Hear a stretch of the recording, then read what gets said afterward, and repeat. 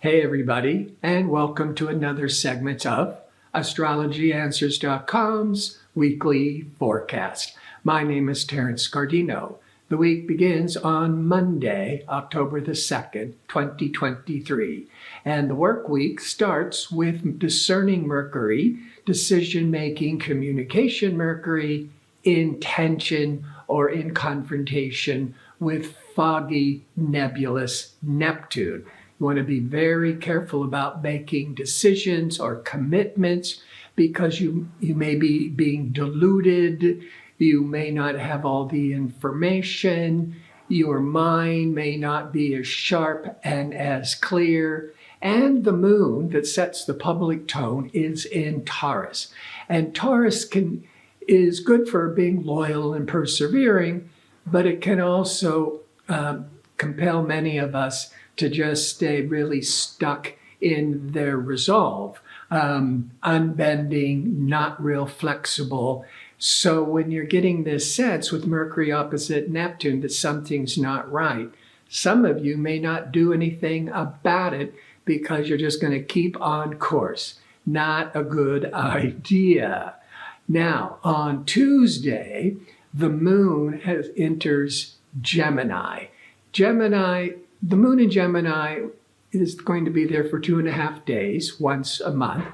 That Gemini brings a lot more lightness, more wittiness, jumping from ideas to ideas, more adaptable, flexible, as opposed to that more, steadfast Taurus energy on Monday.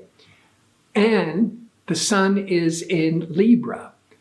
The Libra is an air sign of communications. Gemini is an air sign of communications.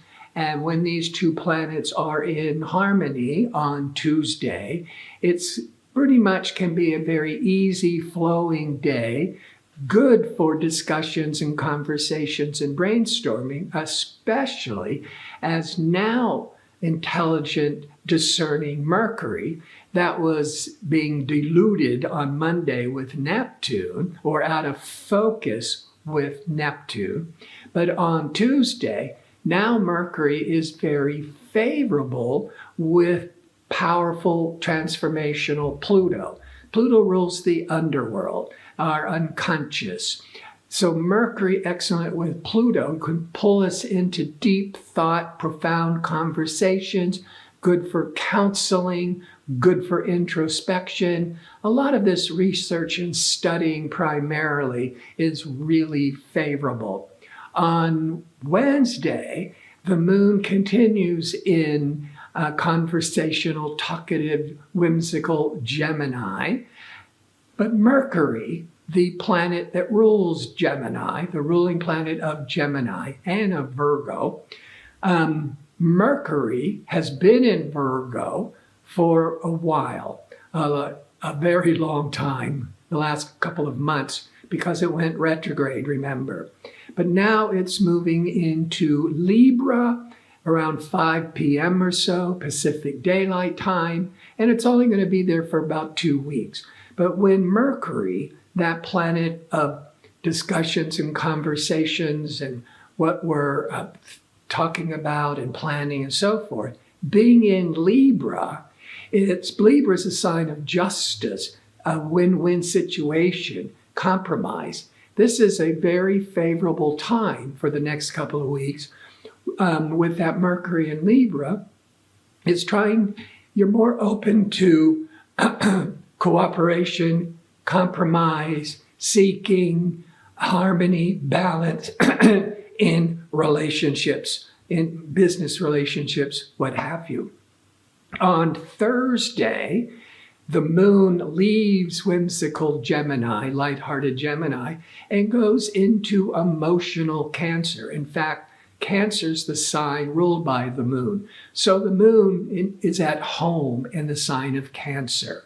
Cancer is mother, home, family, could be dealing with a lot of domestic matters.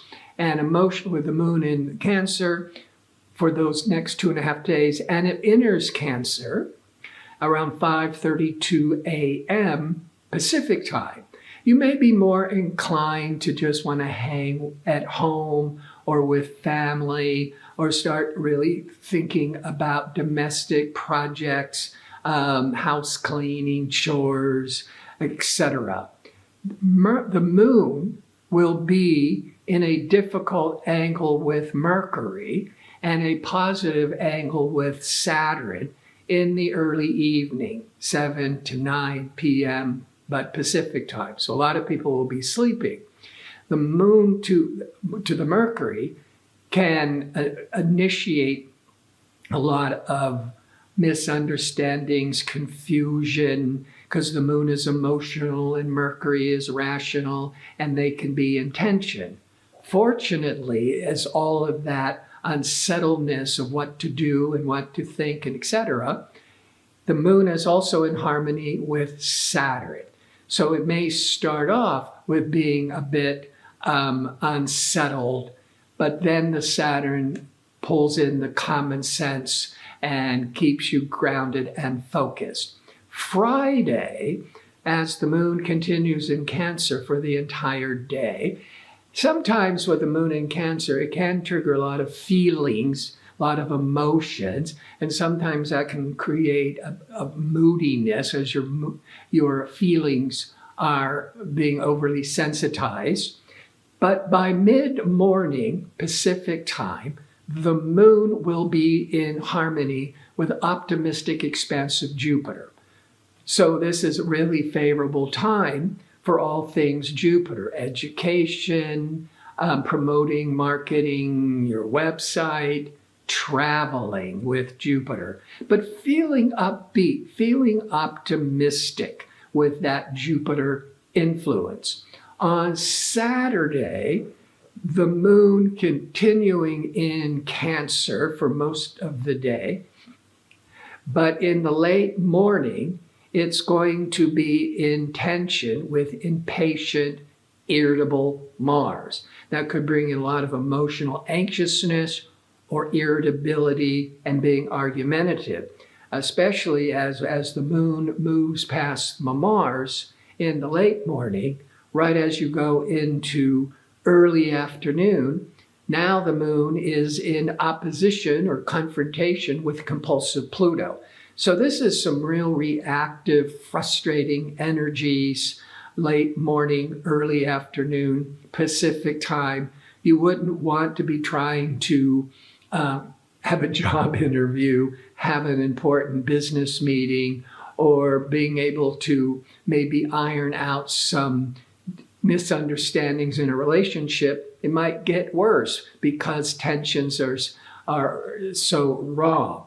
But the moon then goes void, of course, at 12:11 p.m. Pacific time on Saturday until 4:24 p.m., at which point the moon leaves Cancer, goes into Leo. The moon void, of course, again, the moon's changing signs, but it's no longer making any aspects to other planets, so there's no energy. So it's good to just stick with your routine, keep doing what you've been doing, but don't introduce anything new, especially anything important, because if you did a chart for the moment of that new event unfolding, and the moon's void, of course, the wind is not behind your sails. It just may go really flat. But then going into a Saturday night, the moon goes into Leo. The moon, that emotional public reaction. Leo is dynamic, extroverted, romantic, playful. It is a great sign for a Saturday evening. Starts at 4:24 p.m. Pacific time. And on Sunday, the moon continues for the day in Leo. Good for just going to parties, hanging out, enjoying friends and family. But you got to also be careful as Mars, ambitious, assertive Mars, will be in tension with compulsive Pluto. Now, the dark side could get into some real intense ego conflicts. But it's just energy, and how to direct that energy more positively. This could be very favorable for making repairs, fixing anything, especially if you're involved in some kind of building project, a little bit of construction, because Mars is all that repair and activity, and Pluto is all that change. And so if you can't get it out into the outer world of making some repairs and changes in building, it's going to be in your body. And you might be feeling really frustrated and irritable. So it's up to you. I want to thank you for tuning in. I hope to see you next week with my next segment. Until then, be safe and well.